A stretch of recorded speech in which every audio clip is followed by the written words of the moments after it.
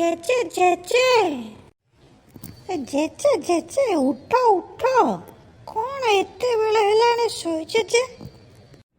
କ'ଣ ହେଲା ରେ ଚଗଲା? କ'ଣ ପାଇଁ ଉଠେଇଲୁ? ମତେ ଏ ବୁଢ଼ା ବୟସରେ ଟିକେ ଶାନ୍ତିରେ ଶୋଇବାକୁ ଦେ। ଜେଜେ ଚାଲ ଆମ ଗାଁ ତୋଟା ଆଡ଼କୁ ଟିକେ ବୁଲିବାକୁ ଯିବା। ତୋଟା କାହାକୁ କହୁଛୁ ରେ ଚଗଲା?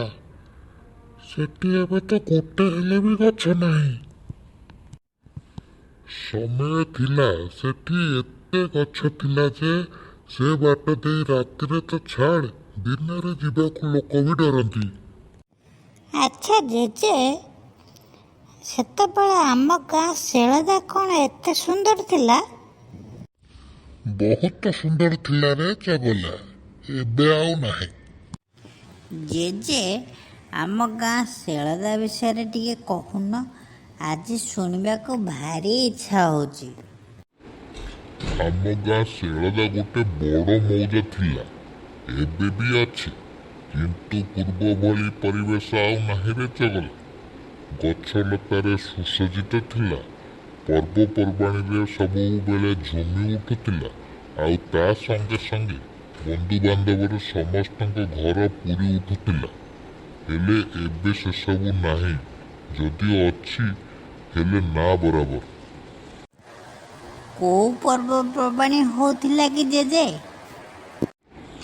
ଗାଁରେ ଭାଗବତ ଟୁଙ୍ଗି ଥିଲା, ଭାଗବତ ପାଠ ହେଉଥିଲା, ସାଗର ମେଲନ ହଉଥିଲା, ଜାମୁ ଯାତ୍ରା ହଉଥିଲା, ଯାତ୍ରା ପାଟି ପଡୁଥିଲା ରେ ଚଗଲା। ଏମିତି ଅନେକ, ଆଉ କ'ଣ ବା କହିବି। ବ୍ୟସ୍ତ ହୁଅନି ଜେଜେ, ଆଉ କିଛି ଦିନ ରୁହ। ଆମ ଗାଁ ପିଲାମାନେ ଏକଜୁଟ ହୋଇ ସବୁ କାମ କରୁଛନ୍ତି। ସେମାନଙ୍କୁ ବଡ଼ ଗୁରୁଜନମାନେ ମଧ୍ୟ ସହଯୋଗ କରୁଛନ୍ତି। ସତରେ ଚଗଲା, ତୁ ସତ କହୁଛୁ? ହଁ ଜେଜେ, ଏବେ ଯେଉଁ ତୋଟାର ହନୁମାନ ମନ୍ଦିର କାମ ହଉନି, ସେଥିରେ ବା ପୁରା ଗାଁ ମିଳିମିଶି କାମ କରୁଛନ୍ତି। ଖାଲି ସେତିକି ନୁହେଁ, ଗାଁ ପୋଖରୀ ସଫା, ତୋଟାରେ ଗଛ ଲଗା, ସବୁ କାମ ହବ। ଆଉ ପର୍ବପର୍ବାଣି? ସେଇଟା ବି ବଡ଼ ଧୁମଧାମରେ ହବ ଜେଜେ।